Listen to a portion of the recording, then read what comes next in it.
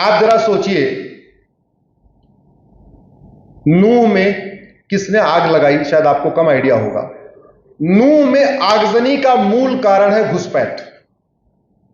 बहुत बड़ी संख्या में वहां बांग्लादेशी चले गए। और बांग्लादेशी कैसे आते हैं? बॉर्डर पे 2000 रुपए दे के आते हैं, अंदर आते हैं, 2000 में आधार बनवाते हैं, 2000 में आधार बन गया, फिर एक दलाल को पकड़ते हैं, 2000 में राशन कार्ड बनवा लेते हैं। जब 2 डॉक्यूमेंट हो गया, नगर निगम में जाते हैं, दलाल को पकड़ते हैं, 2000 रुपए में बर्थ सर्टिफिकेट बनवा लेते हैं। जब 3 डॉक्यूमेंट हुआ, आरटीओ ऑफिस में जाते हैं, दलाल को पकड़ते हैं, ड्राइविंग लाइसेंस बनवा लेते हैं। जब 4 डॉक्यूमेंट हुआ, तब तक चुनाव आ जाता है, किसी पार्षद या प्रधान को या विधायक को पकड़ते हैं, कहते हैं भैया हम तुम्हें वोट दे देंगे, हमारा वोटर आईडी बनवा लो, 4 डॉक्यूमेंट हमारे पास पे है, वोटर आईडी बनवा देता है। वोटजीवी नेता को वोटी चाहिए। हमारे देश में सामान्यतया ज्यादातर नेता या तो वोटजीवी या तो नोटजीवी, और वो वोटजीवी नोटजीवी इसलिए बने हुए हैं क्योंकि आप सारे लोग अफीम खा के सो रहे हैं। मैं आपको कह रहा हूं, इस हॉल में बैठे हुए लोगों को नहीं कह रहा हूं, मैंने आपको पहले कहा था, मैं संवाद आपसे कर रहा हूं, लेकिन केवल आपसे ही नहीं कर रहा हूं, बाकी लोगों से भी कर रहा हूं। जागिए, पूछिए कि सिंगापुर में 900 ग्राम गांजा मिलने पे फांसी होती है, तो भारत में फांसी क्यों नहीं हो रही है?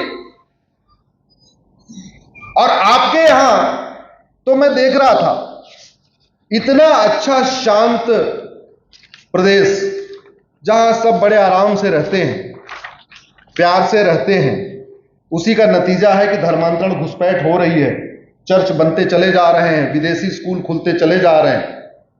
इतने सारे आपके यहां मुख्यमंत्री आए, हरे कृष्णा मेहताब जी आए, फिर नवाकृष्ण चौधरी जी आए, बीजू पटनायक जी आए, वीरेंद्र मित्रा जी आए, सदाशिव त्रिपाठी जी आए, राजेंद्र नारायण सिंह आए, विश्वनाथ दास आए, नंदिनी सतपथी जी आए, विनायक आचार्य जी आए, नीलमणि चौधरी जी आए, जानकी वल्लभ पटनायक, फिर हेमनंदा बिस्वाल, फिर बीजू पटनायक, फिर गिरधर गमांग, फिर नवीन पटनायक। अब तक 15 लोग मुख्यमंत्री बन चुके हैं। उड़ीसा की मुझे कोई एक बीमारी बताइए जिसका परमानेंट इलाज हो गया हो। घूसखोरी खत्म हो गई? जोर से बोलिए। जमाखोरी खत्म हुई, मिलावटखोरी खत्म हुई, कालाबाजारी खत्म हुई, नशा तस्करी खत्म हुई, मानव तस्करी, यहां आदिवासी बच्चियों को यहां से उठा उठा के बेचा जा रहा है। रुकी क्या? धर्मांतरण रुका, रोहिंग्या घुसपैठ रुकी, बांग्लादेशी घुसपैठ रुकी। रुकना तो छोड़ दीजिए, ईमानदारी से बताना, कभी विधानसभा में चर्चा हुई क्या? कानून तो बाद में बनेगा ना, जब पहले चर्चा होगी। तो जो हमारे लिए खतरे हैं, न उस पर विधानसभा में चर्चा हो रही है, न उस पर मीडिया में चर्चा हो रही है। मीडिया का तो एक सिस्टम हो गया, 4 लोगों को बैठा लेंगे, 1 घंटे लगातार कुत्ते बिल्ली के तरीके लड़ाएंगे, केवल बीमारी की बात करेंगे, मूल कारण अस्थायी समाधान की बात ही नहीं करते। बस तू मैं, 1 घंटे निकल जाता है। लेकिन जिस समस्या पे चर्चा होती है, उसका रूट काज क्या है, उसका परमानेंट सॉल्यूशन क्या है, न वो एंकर पूछता है, न जो पैनलिस्ट बताते हैं। तो आपको 1 घंटे के डिबेट सुनने के बाद समस्या तो समझ में आ जाती है कि मेवात में हिंसा हुई, लेकिन मेवात में हिंसा का मूल कारण क्या है, अस्थायी समाधान क्या है, आज तक समझ में आया क्या? आपने मणिपुर को सुन लिया, मणिपुर पे खूब डिबेट हो गई, मणिपुर हिंसा का मूल कारण क्या है, अस्थायी समाधान क्या है, समझ में आया क्या? नहीं। तो वो चर्चा ही नहीं करते, नहीं चर्चा करते। हमारे लिए जो सबसे बड़ा खतरा है वो है करप्शन। जाति का जहर कौन घोलता है? पॉलिटिशियन। चाहे वो उसको पार्षद का चुनाव लड़ना है, या प्रधान का चुनाव लड़ना है, या विधायक विधानसभा का लड़ना है, या लोकसभा का लड़ना है, जाति का जहर कौन घोलता है? क्यों घोलता है? चुनाव जीतना। चुनाव क्यों जीतना है? आपका लाभ करना होता तो चुनाव जीतने के लिए कुछ काम भी करते। भाई, सांसदों विधायकों के पास बहुत सारे राइट हैं। क्वेश्चन आवर में क्वेश्चन पूछ सकते हैं, 0 आवर में क्वेश्चन पूछ सकते हैं, प्राइवेट मेंबर बिल पेश कर सकते हैं। आज तक उड़ीसा के विधानसभा में भ्रष्टाचार पे चर्चा हुई, और नहीं हुई तो किसी विधायक ने कोई बिल पेश किया क्या? आदिवासियों का धर्मांतरण रोकने के लिए धर्मांतरण कराने वालों के ऊपर एनएसए लगाया जाए, यूएपीए लगाया जाए, गैंगस्टर एक्ट लगाया जाए, इनकी प्रॉपर्टी जब्त किया जाए, इनको 20-50 साल सजा दिया जाए। किसी ने उड़ीसा के विधानसभा में बिल पेश किया क्या? पेश किया, तो रुकेगा कैसे? बीमारी की चर्चा करने से बीमारी रुकती है क्या?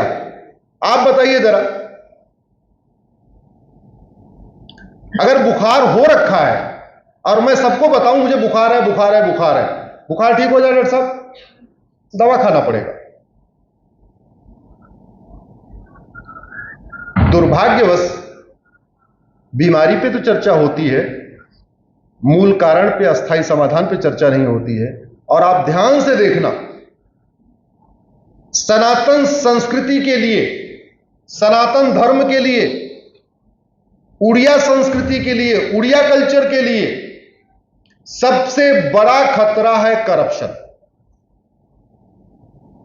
आपको शायद याद नहीं या कभी आपने ध्यान नहीं दिया होगा, भारत का टोटल बजट 75 लाख करोड़ रुपए का है। इस 75 लाख करोड़ का 20% यानी 15 लाख करोड़ घूसखोरी, कमीशनखोरी, दलाली में चला जाता है। जितना कई देशों का बजट है उससे ज्यादा इधर घूसखोरी, कमीशनखोरी, दलाली में चला जाता है। और भोली भाली जनता को, उड़ीसा की भोली भाली जनता को किस तरीके से ठगा जा रहा है। बस थोड़ा सा चावल दे दिया, थोड़ा एक चप्पल दे दिया एक जोड़ी, थोड़ा ये कर दिया, थोड़ा वो कर दिया, पैसा आपसे लिया, आपसे 100 रुपए लिया, इधर 20 रुपए बांट दिया, 80 रुपए आप लोगों से 100 रुपए इकट्ठा किया, 20 रुपए बेचारे गरीबों को बांट दिया, थोड़ा चावल दे दिया, थोड़ी दाल दे दिया, थोड़ा चप्पल दे दिया, थोड़ा लुंगी दे दिया, थोड़ा ये दे दिया, थोड़ा वो दे दिया, और सारा बीच का पैसा खा गए। तो उनको तो नहीं पता, चलो ठीक है, वो अशिक्षित हैं, आदिवासी हैं, इतने अवेयर नहीं हैं, पॉलिटिकली समझ नहीं है, स्मार्टफोन यूज नहीं करते, गूगल यूज नहीं करते, उनको नहीं पता कि दुनिया में कहां क्या कानून चल रहा है, दुनिया में धर्मांतरण खिलाफ क्या कानून चल रहा है। तो ये जिम्मेदारी हमारी आप सबकी है, जो अवेयर हैं, पढ़े लिखे हैं, शिक्षित हैं, डॉक्टर हैं, इंजीनियर हैं, वकील हैं, जज हैं, आईएएस हैं। ये हमारी ड्यूटी है कि भारत की संस्कृति को बचाएं, भारत के कल्चर को बचाएं, और भारत की संस्कृति के साथ जो सौदा हो रहा है, भारत के कल्चर के साथ जो सौदा हो रहा है, वो पैसे के लिए हो रहा है। आप थानेदार को 3-4 लाख रुपए दे दीजिए और उसको बता दीजिए भाई मैं सड़क के किनारे फला कुछ बनाने जा रहा हूं, एक हफ्ते आंख बंद कर लेना, एक हफ्ते आंख बंद करके रखेगा, बना लो जो बनाना। एक बार बन गया, अवैध निर्माण हो गया, फिर उसको तोड़ने में हालत खराब हो जाएगी। आप जरा सोचिए, घुसपैठिए 10 से 15 हजार रुपए में भारत में आके 5-5, 6-6 डॉक्यूमेंट बना लेते हैं। उसके बाद मुफ्त में मकान, मुफ्त में अनाज, मुफ्त में राशन, मुफ्त में मेडिकल फैसिलिटी, दिल्ली में तो मुफ्त में थोड़ी बिजली भी मिल जाती है, पता नहीं इधर है कि नहीं है, थोड़ा पानी भी मिलता है, सारा मुफ्त मुफ्त मुफ्त मुफ्त। और ये मुफ्त नहीं है भैया, ये आपका पैसा है, कुछ भी मुफ्त में नहीं होता, आप ही का पैसा है। जो लोग कहते ना तो मुफ्त में ये दे रहे हैं, कोई अपने जेब से कुछ नहीं देता। जो 1 रुपए किलो चावल यहां बिकता है, आदिवासियों को मिलता है, आप ही के पैसे से 1 रुपए में मिल रहा है। आप जो टैक्स देते हैं उसी के दम पे सस्ता उनको दे दिया जाता है। और कोई न भी बोले, कम से कम जिसके पैसे से इतनी योजनाएं चल रही हैं, मुझे तो आश्चर्य है कि वो लोग भी शांत बैठे हुए। टैक्स पेयर भी नहीं बोल रहे, टैक्स पेयर भी नहीं कह रहे काम करो, भ्रष्टाचार के खिलाफ चीन में ऐसा कानून है तुम भी बनाओ, ड्रग स्मगलिंग के खिलाफ सिंगापुर में ऐसा कानून है तो तुम भी बनाओ, ह्यूमन ट्रैफिकिंग के खिलाफ कनाडा में ऐसा कानून है तो तुम भी बनाओ। न्यायिक व्यवस्था सड़ गई है, 30 साल 40 साल मुकदमे चलते रहते हैं, जुडिशियल रिफॉर्म करो। भारत में जो अराजकता है, अव्यवस्था है, उसका एक बहुत बड़ा कारण हमारा जस्टिस सिस्टम है। और यह कहने में कोई दिक्कत नहीं है कि भारत में आज भी 75 साल के बाद भी सब कुछ अंग्रेजी चल रहा है। टैक्स सिस्टम अंग्रेजों का, ऐसे टैक्स वसूलते थे पहले। पहले कलेक्टर का मतलब जो कलेक्ट करे, कलेक्ट करना मतलब इकट्ठा करना, जो टैक्स इकट्ठा करता था उसके लिए कलेक्टर थे। वो कलेक्टर सिस्टम आज भी चल रहा है। पुलिस सिस्टम 1861 का आज भी चल रहा है। पिनल सिस्टम 1860 का आज भी चल रहा है। इलेक्शन सिस्टम वही पुराना, एजुकेशन सिस्टम वही पुराना। मंदिरों पे जो अंग्रेजों ने कंट्रोल करना शुरू किया था वो व्यवस्था आज भी चल रही है। एडमिनिस्ट्रेटिव सिस्टम आज भी वही चल रहा है जो उन्होंने शुरू किया था। तहसीलदार होगा, हवलदार होगा, ऐसे होगा, थानेदार होगा, वही व्यवस्था। तो आज की डेट में हमारा भारतीयों का क्या है? कुछ भी नहीं है। सारी की सारी व्यवस्था वही अंग्रेजों की है। चूंकि अंग्रेजों ने भारत को विकसित भारत बनाने के लिए व्यवस्था शुरू नहीं किया था। अंग्रेजों ने भारत को लूटने और बांटने के लिए कानून बनाया था, और वो कानून आज भी चल रहे हैं। अंतर केवल इतना हुआ कि पहले अंग्रेज लूटते और बांटते थे, अब कौन लूट रहा और बांट रहा है? जोर से बोलिए। चूंकि 1861 का पुलिस एक्ट चल रहा है, वो अंग्रेजों ने यहां पे अपनी हुकूमत को कायम करने के लिए बनाया था। अंग्रेज चले गए, 1861 का कानून चल रहा है, तो वो पुलिस जो पहले अंग्रेजों के गुलाम थी अब किसकी गुलाम हो गई? सत्ता की। ऐसी गुलाम है कि अगर आप पॉलिटिकल अपोजिशन के हो तो आपके खिलाफ झूठे मुकदमे भी हो जाएंगे। आप अगर पार्टी के हो तो आपका 100 खून भी माफ हो सकता है। ऐसा होता होगा, आपके यहां भी होता होगा, ऐसा होता ही होगा। तो चूंकि कानून चल रहा है, कानून बदला नहीं गया।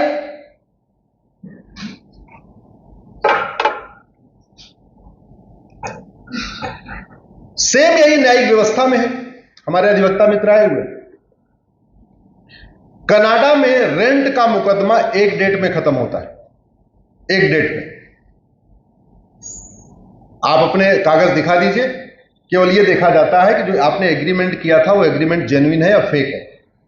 जैसे जेन्युइन है, निचली अदालत डिसाइड कर देगी, उसमें कोई अपील का सिस्टम ही नहीं है। यहां तो जितना बेचारा मकान मालिक को किराया मिलता है ना, उसका कई गुना अपना मकान खाली कराने में खर्च करना पड़ता है। अभी जयपुर में एक मकान खाली हुआ है 38 साल के बाद, सुप्रीम कोर्ट से खाली हुआ है, और जितना उनको किराया मिला था उसका कम से कम 100 गुना उन्होंने सुप्रीम कोर्ट तक लड़ाई में खर्च कर दिया। 38 साल के बाद अपना मकान खाली करा पाए। अभी बताओ, मकान मालिक 38 साल के बाद अपना मकान खाली करा पाया, ये न्याय हुआ कि अन्याय?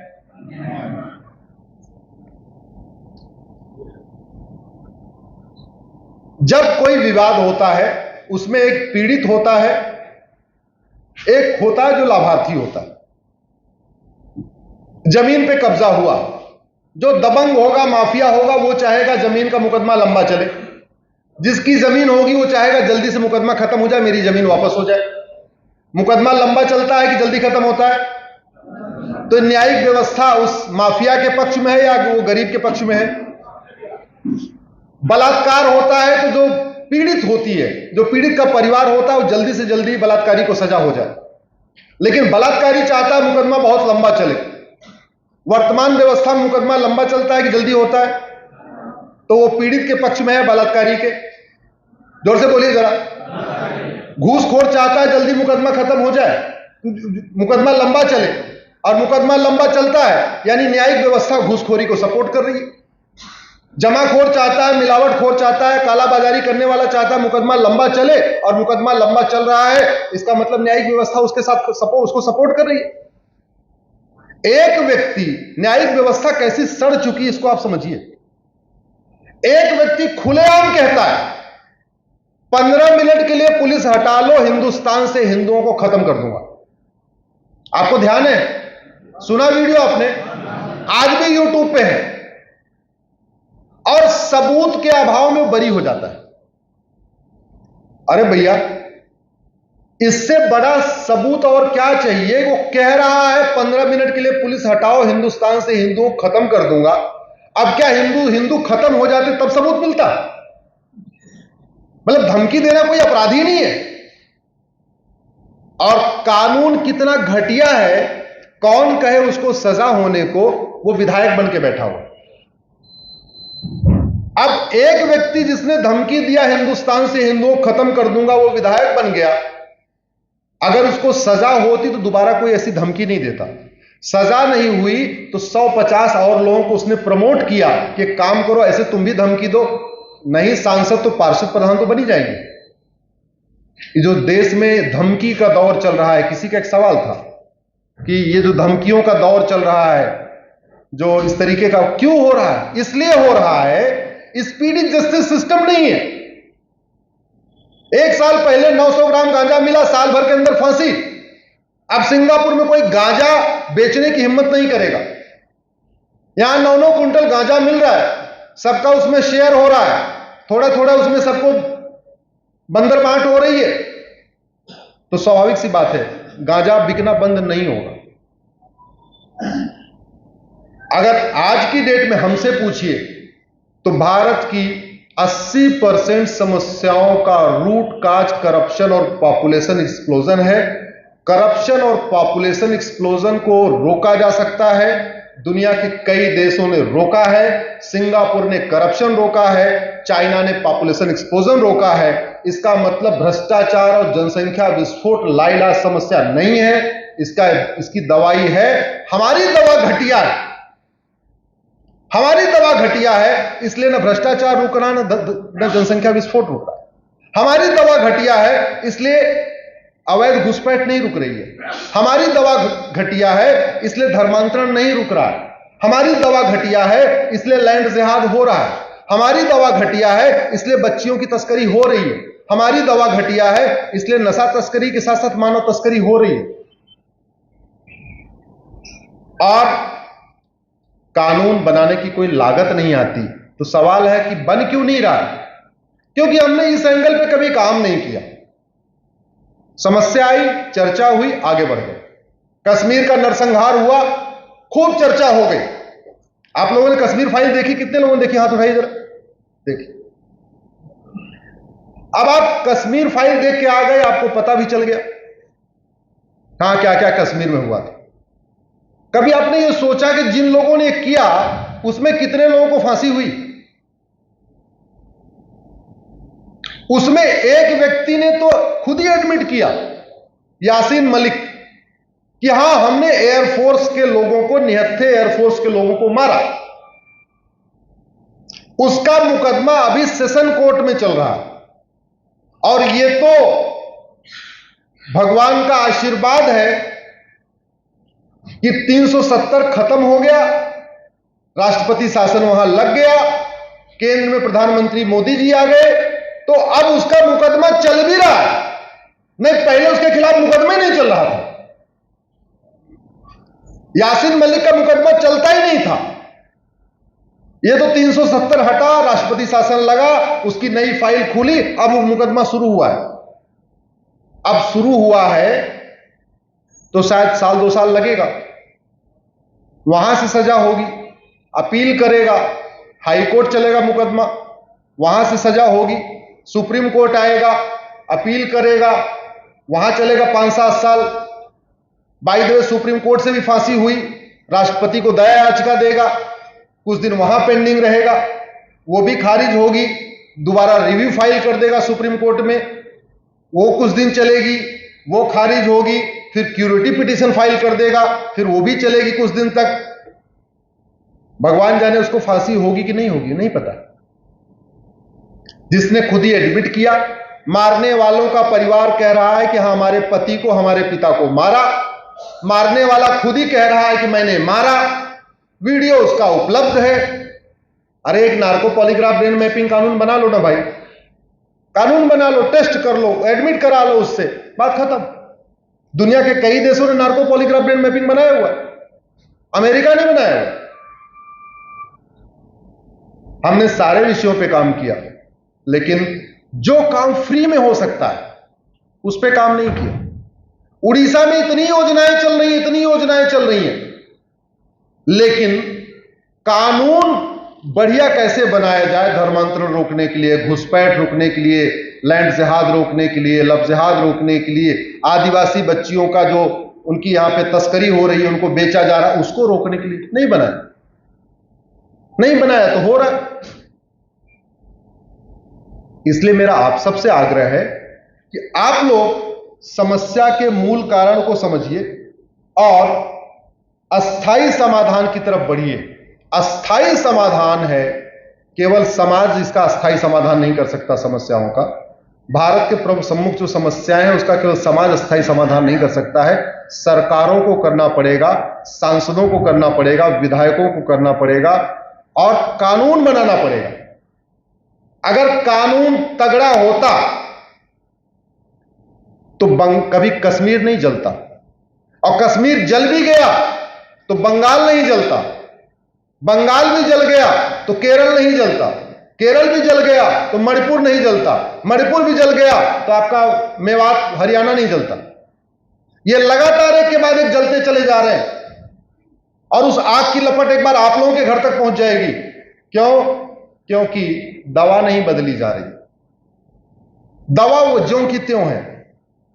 जब तक दवा नहीं बदलेगी तब तक बीमारी खत्म नहीं होगी। और मैं आपसे पूछता हूं, आपके घर में मान लो किसी को फीवर है, आप गए डॉक्टर साहब के पास, उन्होंने दवा दे दिया, आपने 3-4 दिन खाया, बुखार नहीं उतरा, अगली बार क्या करोगे? जोर जोर से बोलिए। देखो, एक ही बार में दूसरे डॉक्टर के पास जाएंगे और दूसरे ने भी वही दवा दे दिया, तब क्या करोगे? जोर से बोलिए जरा। भाई, मैं आपके मुंह में अपना शब्द नहीं डालना चाहता, मैं तो आपसे समझना चाहता हूं। फिर क्या करोगे? अगर दूसरे ने भी वही दवा दिया तब तीसरे के पास, तीसरे ने वही दवा दिया तब क्या करेंगे? क्या करेंगे? अरे कभी तो बोलोगे कि डॉक्टर साहब क्या कर रहे हो, ये दवा वही की वही देते जा रहे हो। और एक बात और, बुखार हुआ है, अगर शुरुआत में ही 2 टैबलेट खा लिया तो बुखार उतर जाएगा, लंबा चला तो याद रखिए टाइफाइड हो जाएगा। दवा तुरंत नहीं बदली, लंबे समय तक बुखार रहा तो टाइफाइड भी हो सकता है, निमोनिया भी हो सकता है, और भी कुछ बीमारी हो सकती है। इसलिए अपराध कंट्रोल करने के लिए जितने जल्दी ही कानूनों को बदल दिया जाए उतना अच्छा होगा। और हमारे ज्यादातर सांसद, विधायक और जज आईफोन रखते हैं। आप लोगों में आईफोन कौन रखता है? भाई है क्या आईफोन वाला कोई? अच्छा, रखे हुए। आईफोन क्यों खरीदा? यार जोर से बोलिए। आईफोन क्यों खरीदा? कि हमारा डेटा कोई हैक न कर ले, इसलिए खरीदा ना। हमारा ईमेल कोई हैक न कर ले, हमारी चैट कोई हैक न कर ले। हमारे सांसद, विधायक, मंत्री, जज भी आईफोन रखते हैं। अपना डेटा सुरक्षित करने के लिए अमेरिका का आईफोन लेते हैं, लेकिन राष्ट्र को सुरक्षित करने के लिए अमेरिका के कुछ कानूनों की नकल नहीं करते। अपना डेटा सुरक्षित करना, अपना घर बनवाना है तो कम से कम 4 आर्किटेक्ट से बात करेंगे। भाई 50 बाई 100 का प्लॉट है, एक बढ़िया सा नक्शा बना दो। अच्छा, बना दिया। एक दूसरे, भाई 50 बाई 100 का प्लॉट है, एक बढ़िया सा नक्शा बना दो। 4-5 नक्शा बनवा लिया, तब भी तसल्ली नहीं होगी। 5-7 लोगों का घर भी देख के आएंगे। चलो जरा आप अपना घर दिखाओ कैसा है, आपको कैसा दिखा, अपना दिखाओ। सबका देखा, उसके बाद फिर भी किसी की नकल नहीं करेंगे। किसी के ड्राइंग रूम की नकल, किसी के बेडरूम की नकल, किसी के किचन की नकल, किसी के कुछ और की नकल, किसी के मंदिर की नकल।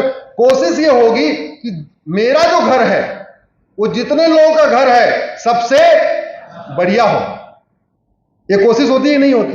सब ये हमारी आपकी भी यही आदत है कि मकान बनाते हैं, पूरे मोहल्ले का मकान देख लेते हैं और फिर उसमें से तय करते हैं कि हमारा मकान सबसे अच्छा हो, तो किसी के ड्राइंग रूम की नकल, किसी के बेडरूम की नकल, किसी के किचन की नकल करते हैं।